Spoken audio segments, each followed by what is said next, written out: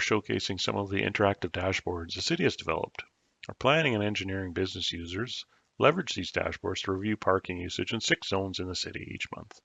We built these dashboards to allow the end users to interact with the data, giving them the ability to answer their own questions, as opposed to having a static report that they couldn't interact with.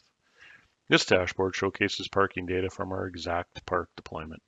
Our end users can select specific zones, specific days. They can focus on parking on the north sides of the street or the south side of the street, and they can quickly see parking utilization compared to availability.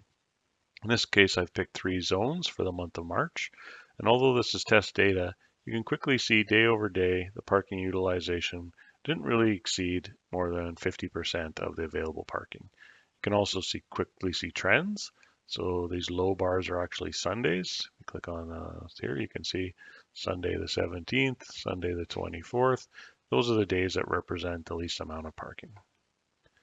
Switching into a second dashboard, this allows the end users to drill into things at the spot level. Again, we offer the end user the ability to change the day, the time, so any number of stalls can be viewed. You can pick 2024, March, and let's just pick zone 3 in this case.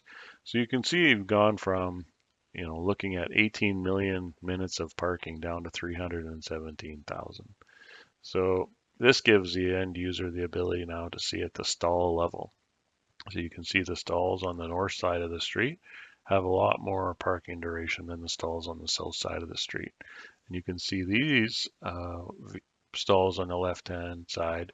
These are also on the north-hand side of the street, but they don't have near the amount of vehicles. So in this case, our stall N48 in front of the subway had 666 vehicles parked in the month of March 2024 for a total of 13,405 minutes.